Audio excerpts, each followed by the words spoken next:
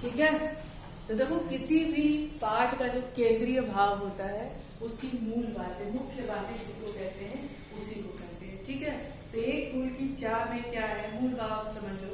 एक फूल की चाह जो हमारा पाठ है उसमें सिर्फ धर्म के नाम पर, जाति के नाम पर, भाई हम ऊंचे कुल के हैं, बड़े खानदान के हैं, हमारा धर्म ऊंचा है, छोटी जाति के लोग हमारे मंदिर में प्रवेश नहीं कर सकते, इस तरह की भावनाएं लोगों के मन में उस समय की, इसी पर आधारित है। ठीक है।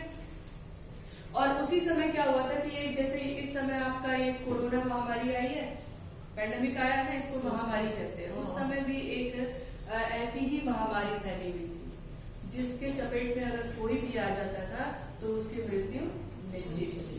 तो एक छोटे जाति का, निम्न जाति का एक व्यक्ति था और उसकी एक बेटी थी जिसका नाम था सुखिया। क्या था? सुखिया। तो सुखिया के पिता को भी हमेशा डर लगा रहता था क्योंकि उसकी सुखिया जो बेटी थी वो तन्मय के स्वभाव की थी। तन्मय जैसे चंचल है, एक जगह बैठ नहीं सकता, उसी स्वभाव की वो भी है ना। वो एक जगह नहीं बैठ सकती थी, एकदम चंचल स्वभाव की थी, इधर उधर भागना खेलना यही उसका स्वभाव था। और उस जो सुखिया थी सिर्फ उसके पिता ही थे, उसकी माँ नहीं थी। तो उसके पिताजी जब बाहर जाते थे तो उनको हमेशा ये डर लगा रहता था कि मेरी सुखिया कहीं बाहर जा रही है और मतलब कहीं किसी कारणवश उसको भी ये महामारी ना हो जाए। तो बहुत हमेशा इसी चिंता में लगे रहते थे कि मेरी सुखिया बची रहे, इसको कोई बीमारी ना हो जाए, क्योंकि उनके परिवार में दो ही व्यक्ति थे, एक सुखिया और एक सुखिया के पिता। और हर माँ बाप अपने बच्चों को बहुत प्यार करते हैं। हाँ बोलो।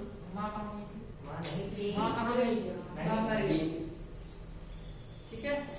अगर माँ के जिक्र नहीं हुआ है इसमें और सुखिया को पालने वाला सिर्फ उसका पिता है, इसका मतलब कि उसकी माँ की मृत्यु हो गई है ना। तो मतलब सुखिया के जो पिता थे दो ही लोग थे और हर माँ बाप अपने बच्चों को बहुत प्यार करते हैं। आपके भी माँ बाप करते होंगे आपको प्यार, भले ही मारते होंगे आपके व्यवहार के कारण, लेकिन प्यार उतना ही करते होंगे, है ना। तो सुखिया के पिता हमेशा ये सोचते थे कि सुखिया को भी कहीं इस बीमारी के चपेट में ना आ जाए और इसको कुछ हो ना जाए, और उसको बहुत मना करते थे कि तुम जाओ नहीं, लेकिन वो मानती नहीं थी क्योंकि उसका स्वभाव कैसा था,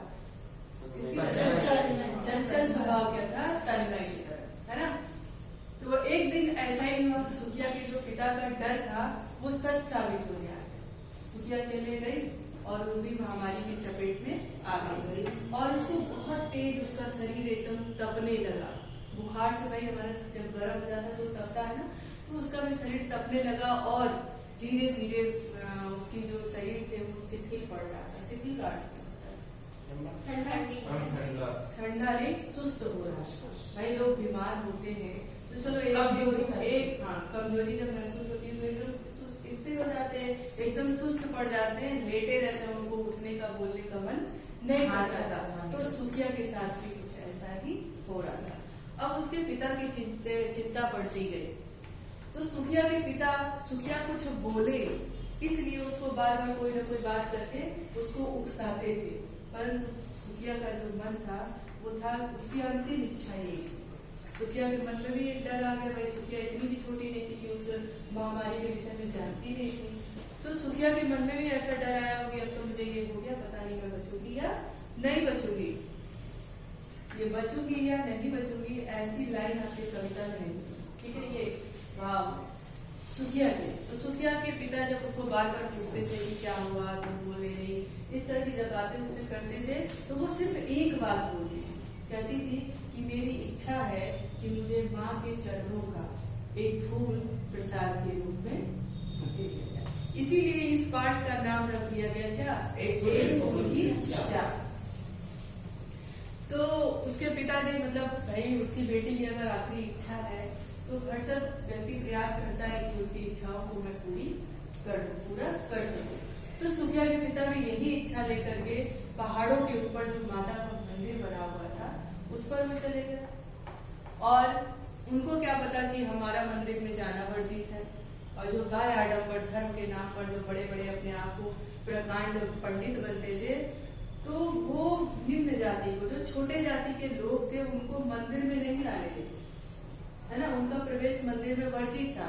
लेकिन सुखिया की इच्छा के लिए उसके पिता गए वहां पे, और जैसे ही मंदिर में प्रवेश किया वैसे ही उस मंदिर के जो लोग थे भजन कीर्तन कर रहे थे, वो कह रहे थे ये तो एक छोटे जाति का व्यक्ति इस मंदिर में आ गया और मंदिर हमारा क्या हो गया, अशुद्ध हो गया।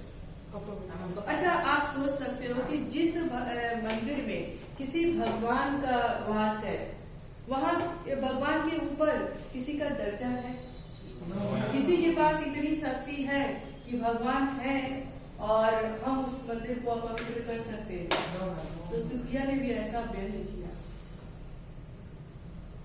कहा कि जहाँ पर खुद माता है, जहाँ पे खुद भगवान का वास है, तो क्या मैं उस माता से भी महान हूँ? क्या मेरा धर्म उस माता से भी ऊपर है कि मेरे आने से ये मंदिर अशुद्ध हो गया? उसने यही बात कही। लेकिन जिसके ऊपर धर्म के नाम पर जो पर्दा पड़ा हुआ है, मतलब पाखंडी लोग हैं, धूर्त लोग हैं, तो उनके सामने हम कुछ भी नहीं कर सकते। तो उन्होंने उसके पिता की कोई बातें नहीं सुनी और क्या किया, उसको एकदम अरे जल्दी मंदिर से निकालो, मेरा तो मंदिर अपवित्र हो गया, ये कहाँ आ गया। इसने तो अच्छे वस्त्र पहनकर, यानी साफ सुथरे वस्त्र पहन करके हमें धोखा दे दिया। बताओ, किसी का धर्म किसी के वस्त्र से आप नाप सकते हो?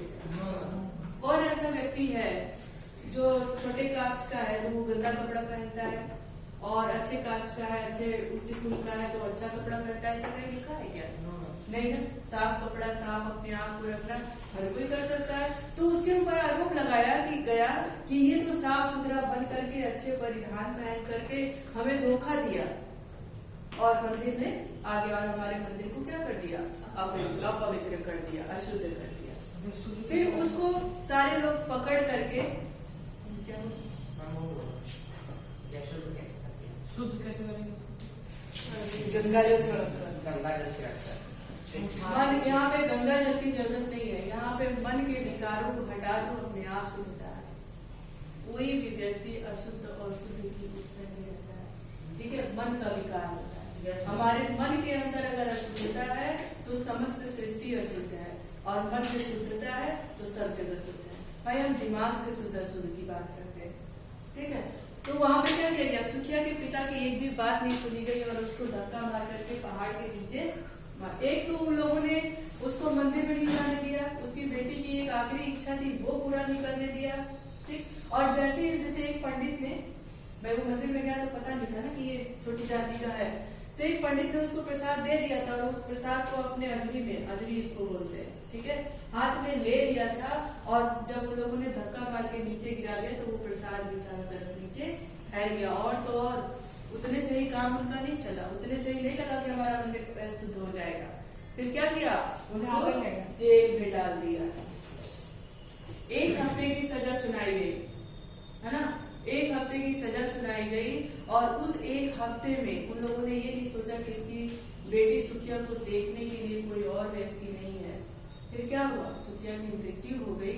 और जैसे ही वो सजा काट करके घर की तरफ जा रहा था तो उसके मन में कहीं ना कहीं डर था। उसकी सुखिया को देख करके जब वो गया था तो उसके मन में डर था कि पता नहीं मेरी सुखिया के साथ क्या हुआ होगा। और उसके पैर उस डर के कारण उसके घर में नहीं पड़ रहे थे। जब जैसे सपोज करो कि आपका कोई बहुत रिजल्ट आ रहा था और आपको पूरा कॉन्फिडेंस नहीं है कि मैं इसमें पास ही हो जाऊंगा, तो सामने ही रिजल्ट पड़ा रहता है लेकिन हम देखने की हिम्मत नहीं करते हैं। वो स्थिति आपकी 10th में आएगी, है ना। तो सामने पड़ा रहता है लेकिन हम देखने की हिम्मत नहीं करते हैं, पता नहीं कैसा रिजल्ट आया होगा। तो वही चीज सुखिया के पिता के साथ भी था। सुखिया की स्थिति को देखते हुए वो यही सोच रहे थे, पता नहीं मेरे सुखिया के साथ क्या हुआ होगा, वो जिंदा बची भी होगी कि नहीं। लेकिन सुखिया के पिता हिम्मत करके गए।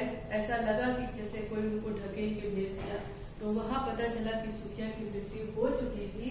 और जो भाई बंधु थे, यानी अगल बगल के अड़ोसी पड़ोसी थे, वो सुखिया के पिता का इंतजार भी नहीं किए।